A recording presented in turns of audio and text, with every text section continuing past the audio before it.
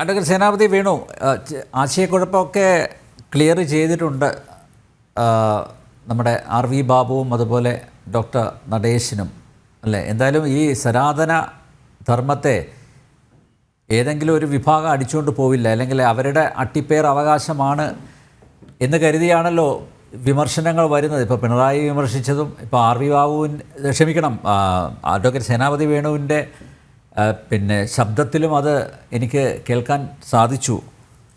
ഈ സനാതനധർമ്മം ഏതെങ്കിലും ഒരു വിഭാഗക്കാരുടെ അല്ലെങ്കിൽ ഒരു പാർട്ടിയുടെ അട്ടിപ്പേർ അവകാശമാണ് എന്ന രീതിയിൽ വ്യാഖ്യാനിക്കുമ്പോഴാണല്ലോ ഈ പ്രശ്നങ്ങളൊക്കെ ഉണ്ടാവുന്നത്. അല്ല, ഇവിടെ നമ്പ്യാരെ നമ്മുടെ നാട്ടിൽ പഴഞ്ചൊല്ലുണ്ട്, ഇപ്പൊ മാനം കാണാൻ തിരക്ക് കൂട്ടേണ്ട കാര്യമൊന്നുമില്ലല്ലോ, മുകളിലോട്ട് നോക്കി ആകാശം കാണാൻ തിരക്ക് കൂട്ടേണ്ട കാര്യമൊന്നുമില്ല. അപ്പൊ സനാതന ധർമ്മത്തെ വ്യാഖ്യാനിക്കാനും സനാതന ധർമ്മത്തിന്റെ മാർഗത്തിൽ നീക്കാനും അത് ആരുടെയെങ്കിലും പ്രത്യേകമായിട്ടുള്ള എന്തെങ്കിലും ഉപദേശമോ അല്ലെങ്കിൽ അവരുടെ നിർദ്ദേശമോ ഇതൊന്നും ആവശ്യമില്ല. ഗുരുവിന്റെ ധർമ്മത്തിന്റെ അതിന്റെ ആത്യന്തികത എന്ന് പറയുന്നത് സനാതന ധർമ്മം തന്നെയാണ്, സനാതന ധർമ്മത്തിൽ പറഞ്ഞിരിക്കുന്ന കാര്യങ്ങളാണ്. പക്ഷെ ഗുരു വിയോജിച്ചത് എവിടെയാണ്? സനാതന ധർമ്മത്തിന്റെ മറവിൽ നമ്മുടെ നാട്ടിലുണ്ടായ ജാതി ചിന്ത. ഇവിടെ എന്റെ ബഹുമാന്യായ സ്നേഹിതൻ RV ബാബു പറഞ്ഞ ജാതി മാറ്റം, അതിനെല്ലാം ഗുരുദേവൻ എതിർത്തിട്ടുള്ളതാണ്. പക്ഷേ നമ്മൾ അറിയേണ്ടത്, കേരളത്തിലെ തിരുവിതാംകൂറിലെ ഏറ്റവും വലിയ ധനാഢ്യനായിരുന്നല്ലോ ആലുംമൂട്ടിൽ ചാന്നാര്.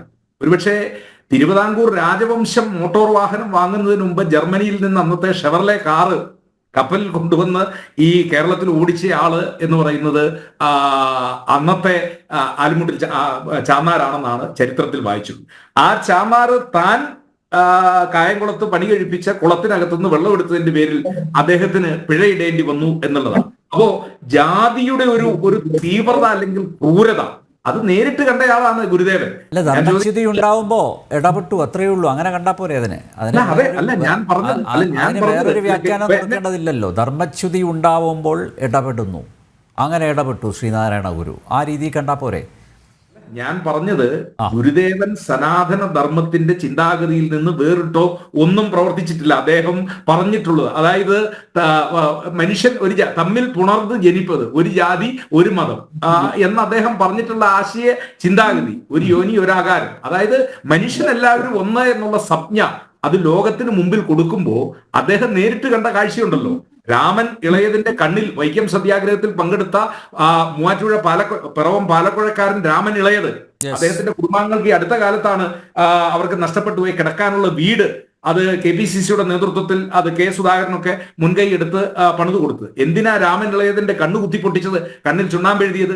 എന്തിനാ ആമചാടി തേവര് എന്ന് പറയുന്ന സമൂഹത്തിന്റെ ഏറ്റവും പിന്നോക്ക ജനവിഭാഗത്തിൽപ്പെട്ടയാളാണ്. എന്തിനാണ് അദ്ദേഹത്തിന്റെ കണ്ണിൽ ചുണ്ണാമ്പെഴുതിയ കണ്ണു പൊട്ടിച്ചത്?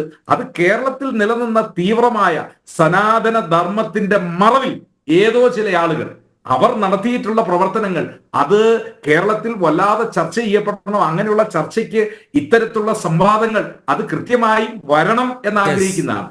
ഒരു മിനിറ്റ് കൂടെ പറഞ്ഞുകൊണ്ട് ഞാൻ അവസാനിപ്പിക്കും. ഒരു കൗതുകകരമായ കാര്യം. അപ്പോ നാഗമ്പടം ക്ഷേത്രത്തിലെ മാവിന്റെ ചോട്ടിൽ ഗുരു വിശ്രമിക്കുമ്പോഴാണ് കിട്ടൻ റൈറ്ററും വല്ലഭശ്ശേരി ഗോവിന്ദപ്പണിക്കരും ഗുരുവിനോട് പറഞ്ഞത് നമുക്കൊരു തീർത്ഥാടനം വേണ്ടേ. അപ്പൊ അവര് പറഞ്ഞത് എന്താണെന്ന് അറിയോ? അതാണ് നമ്മൾ മനസ്സിലാക്കേണ്ടത്. ഹിന്ദുക്കൾ കാശി രാമേശ്വരത്ത് പോകുന്നു, ക്രിസ്ത്യാനികൾ റോമിലും അന്ത്യോക്യയിലും ഒക്കെ അവര് പോകുന്നു തീർത്ഥാടനത്തിന്, മുസ്ലിംസ് അവർ മക്കയിലും മദീനയിലും പോകുന്നു. നമുക്കും ഒരു തീർത്ഥാടനമായി കൂടെ എന്നുള്ളതാണ്. അപ്പോ ഗുരുവിന്റെ മനസ്സിലറിയാം സനാതന ധർമ്മത്തിന്റെ ഭാഗമാണ് അവർ. പക്ഷേ അവരെ മാറ്റി നിർത്തിയിരിക്കുന്നു. ആ മാറ്റി നിർത്തലിൽ നിന്നാണ് അദ്ദേഹം പറഞ്ഞത് ശരി ആയിക്കോട്ടെ, നമുക്ക് വലിയ ആർഭാടമൊന്നും വേണ്ട, നിങ്ങൾ മഞ്ഞ വസ്ത്രം ധരിച്ചു പോകണം, അത് മഞ്ഞളിൽ മുക്കിയാൽ മതി. എന്നിട്ട് അദ്ദേഹം പറഞ്ഞത് എന്താ? അവിടെ പഞ്ചശുദ്ധി, ആഹാരശുദ്ധി, വാക്ശുദ്ധി, ഗ്രഹശുദ്ധി, മനഃശുദ്ധി, ഈ രീതിയിലുള്ള ശുദ്ധികൾ മനുഷ്യനുണ്ടാകണം. അദ്ദേഹം അവിടെ പറയാൻ പറഞ്ഞത് എന്താ? അവിടെ മനുഷ്യനെ ഇന്നിന്ന കാര്യങ്ങൾ, നീ വിദ്യ കൊണ്ട് പ്രബുദ്ധനാകണം, അല്ലെങ്കിൽ വ്യവസായം കൊണ്ട് അഭിവൃദ്ധിപ്പെടണം, സംഘടന കൊണ്ട് ശക്തനാകണം. അത് ഏതെങ്കിലും ഒരു വിഭാഗത്തിന് വേണ്ടിയല്ല അദ്ദേഹം പറഞ്ഞത്, അദ്ദേഹം എല്ലാവർക്കും വേണ്ടിയാണ് പറഞ്ഞത്. അപ്പോൾ എല്ലാവർക്കും വേണ്ടി അദ്ദേഹം പറഞ്ഞപ്പോൾ തീർച്ചയായും അദ്ദേഹത്തിന്റെ വചനങ്ങൾ, അദ്ദേഹത്തിന്റെ പ്രഭാഷണങ്ങൾ, അദ്ദേഹത്തിന്റെ ഉദ്ബോധനങ്ങൾ അത് സനാതന ധർമ്മവുമായിട്ട് ചേർന്ന് പോകുന്നു എന്നുള്ള കാര്യത്തിൽ ഒരു തർക്കവുമില്ല. അതിന് വിരുദ്ധമായിട്ട് ഒന്നും ഗുരു പ്രവർത്തിച്ചിട്ടില്ല. പക്ഷേ ഗുരുവിനെ അദ്ദേഹം ജീവിച്ചിരുന്ന കാലഘട്ടത്തിൽ വേദനിപ്പിച്ച ഒന്ന് ഇവിടെ നിന്നിരുന്ന ഈ ജാതീയമായ വ്യവസ്ഥിതി, ആ ജാതീയമായ വ്യവസ്ഥിതിയിൽ ഇവിടുത്തെ അടിസ്ഥാന വർഗത്തെ, അതുകൊണ്ടാണല്ലോ അദ്ദേഹം ക്ഷേത്രപ്രതിഷ്ഠ നടത്തിയതിനു ശേഷം മറ്റ് സ്ഥലങ്ങളിൽ മാടനെ, മർദയെ, യക്ഷിയെ, അറുകുലയെ, പുളിയാമ്പുളിയെ ഒക്കെ ആരാധിച്ചിരുന്ന അതിനെ ആ വിഗ്രഹങ്ങളെല്ലാം പുറംകാലം കൊണ്ട് അടിച്ചു മാറ്റിയില്ലേ അദ്ദേഹം. കാരണം അദ്ദേഹം സാമൂഹിക പരിഷ്കരണം, അത് സനാതന അതൊക്കെ അംഗമായി കാണാം. അഡ്വക്കേറ്റ് സേനാപതി വേണു, ഇന്നും ഉണ്ട് അതൊക്കെ. അല്ല ഞാൻ പറഞ്ഞത് അതുകൂടി ഇല്ലായിരുന്നെങ്കിലോ, ഇപ്പൊ ഗുരുദേവൻ കൂടി ഇല്ലായിരുന്നെങ്കിലോ ഈ വർത്തമാന കാലഘട്ടത്തിൽ, അതാണ് നമ്മൾ മനസ്സിലാക്കേണ്ടത്. ഗുരുദേവനെ പോലെ, അയ്യ വൈകുണ്ഠസ്വാമിയെ പോലെ, അതല്ല എങ്കിൽ അയ്യരങ്കാളിയെ പോലെ, പണ്ഡിറ്റ് കറുപ്പനെ പോലെ ഉള്ള സാമൂഹിക പരിഷ്കർത്താക്കൾ കൂടി, അവരുടെ എല്ലാം മുമ്പിൽ കമ്മ്യൂണിസ്റ്റുകാരൻ കയറി നിൽക്കുന്നു എന്ന് വേറെ കാര്യം. അവർക്ക് സാമൂഹ്യ നവോത്ഥാനത്തിൽ ഒരു പങ്കുമില്ല. അവർ ഇതിന്റെയൊക്കെ മുമ്പിൽ കയറി നിന്ന് ഇതിന്റെ പങ്ക് പറ്റുന്നു എന്നുള്ളതാണ്. അപ്പോ ഈ സാമൂഹിക പരിഷ്കർത്താക്കളൊന്നും സനാതന ധർമ്മത്തിനെതിരായിരുന്നില്ല. സനാതന ധർമ്മത്തിന്റെ നല്ല മാർഗത്തിലൂടെ സമൂഹത്തെ പരിഷ്കരിക്കാനാണ് ഇവർ ശ്രമിച്ചത്.